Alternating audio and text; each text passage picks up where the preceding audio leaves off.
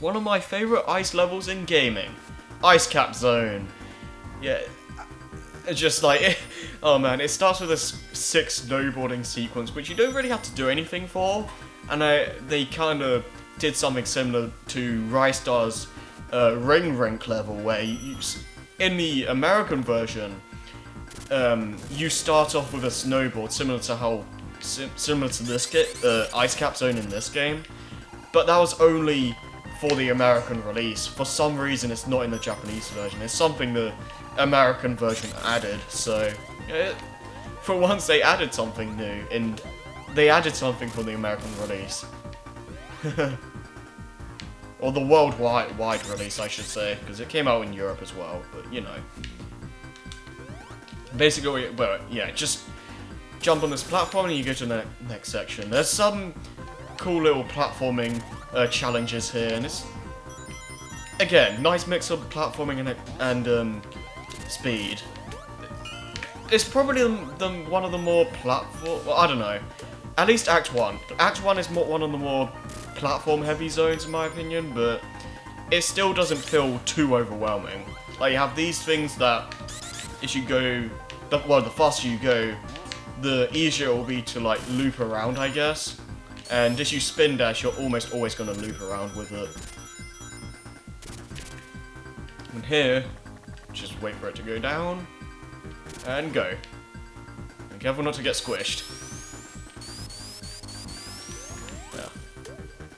Yeah, like those little slide things. They're kind of reminiscent of Labyrinth Zone Act 3, where you're sliding down the water, and it's slightly reminiscent of that. And you do, and like Labyrinth Zone, you kind of have to time your jumps.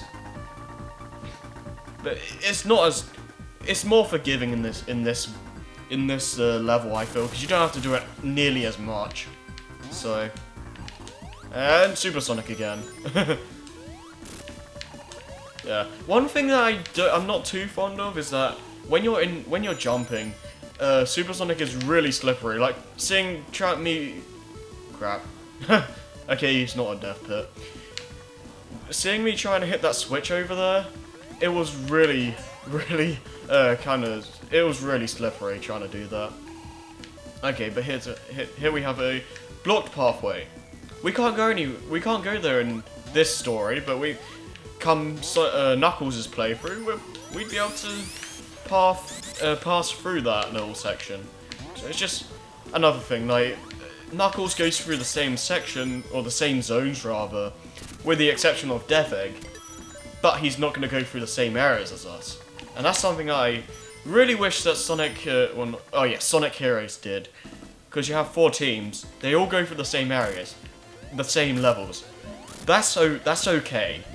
But it would have been better if they made it so they went through different areas of those levels. Like Team Dark goes to an underground section or something like that. Like, you have the underground section in a multiplayer version, and there's like a little part of that in Seaside Hill when you go to one of the cannons towards a go-kart section.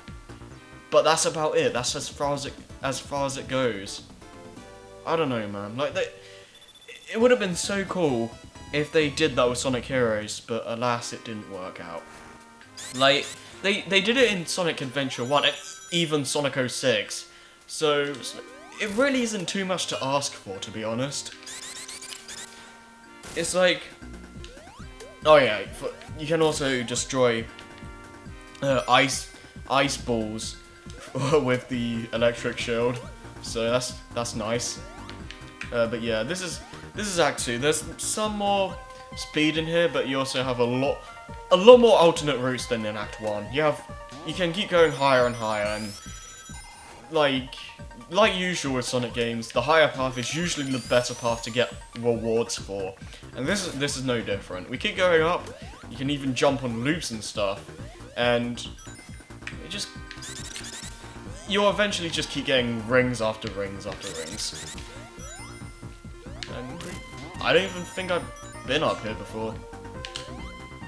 Careful with those little penguin robots. Yeah, I've never been this high up before. This is amazing, actually. See what I mean, though? It's just, you can, even today, I'm finding new ways to get through the stage, and it's just, again, I think I mentioned this in a previous playthrough, but I don't think you exactly need to have alternate pathways to make a good Sonic game, but it definitely lets it have more replay value and more reason to replay stages. Like, you can have fun stages on their own, but I think the icing on the cake is to have alternate pathways and all that, because it gives you more reason to explore and find hidden goodies and whatnot. Like with this, we have like a big row of rings around here. Now we have a special stage. Like, it rewards you for like looking around and stuff, and I appreciate that again. Again, you don't have to have this to have a fun Sonic game or even a good Sonic game, but it's like an icing on the cake, really, for me. You don't have to have it, but if you do, it just makes your game that much better. Well, not so much game in general, just Sonic game, because you don't really want to play a Banjo game, for instance, and have alternate paths. That's not really how Banjo games or collectathons for that matter work. So, yeah.